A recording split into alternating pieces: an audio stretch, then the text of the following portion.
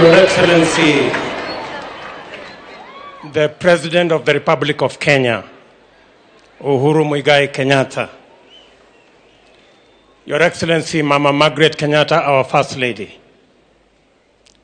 Your Excellency, our First Lady, Mama Ngina Kenyatta, the family of our fallen hero, the second President of the Republic of Kenya,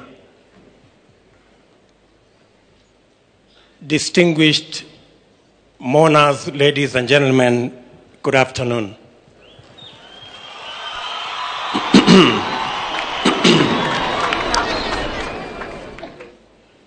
Today we bid farewell to a legend of our country and our father. I say our father representing hundreds of thousands of the sons of this great leader who are not his biological children. And in a very special way, I want to thank the family, especially the sons and daughters of President Moi, for allowing us to share their father, because he was our father too. Thank you very much, Raymond. Thank you very much, Gideon. Thank you very much, Philip. Thank you very much, John Mark. Thank you very much, Jennifer and Doris and June. We want, in a very special way, to say you were generous. Because we had our parents whom we didn't share with you, but we had the privilege. Despite having our fathers, you shared your father with us, and we became his children because you allowed it. President Moi maybe would have done more for his family, for his children and his grandchildren. But because he had to share time with the rest of us, who became his children by virtue of him being the great-hearted man that he was. Again, let me repeat and say, we are truly grateful and we are indebted to your family for allowing Moi to be our father as well.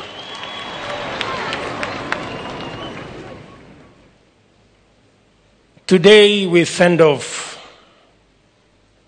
an icon, a great man, a statesman. And let me say just 2 or 3 things about Moi.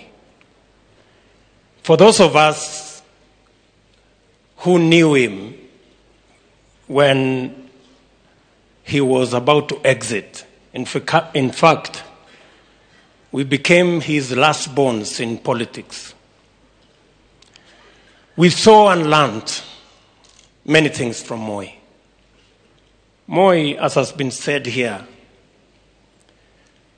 in matters, his passion for education in our country led him to develop the most professional, world-class human resource through his passion in education. Today, Kenya prides itself with a professional, world-class working population, not just working in Kenya, but working in many parts of the world. And that is why remittances from our diaspora has gone beyond the money we get from tea or even coffee, because Moi invested in education and developed our human capital. I see many generals in this meeting. I saw them yesterday. They are witnesses to Moi, the man who built institutions in our country.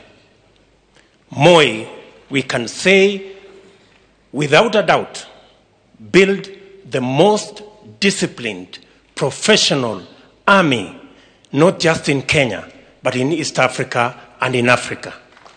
And we pride ourselves as a nation, and I say so knowing that the Commander-in-Chief is seated in our midst.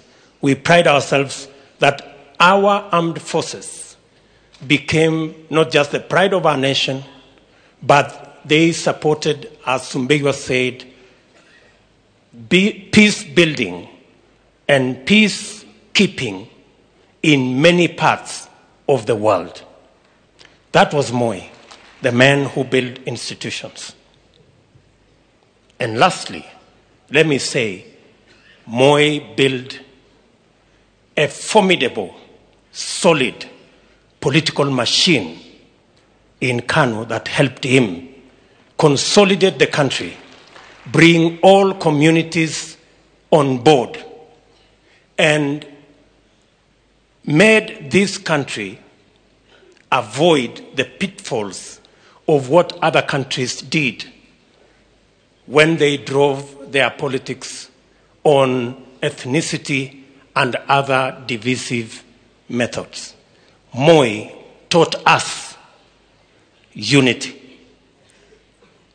And that is why I can say here, without fear of any contradiction, when President Uhuru Kenyatta and I sat, we looked back and said, for the sake of country, for the sake of the unity of the nation, President Moi folded his kadu, joined KANU, so that the country can come together and we can avoid ethnicity.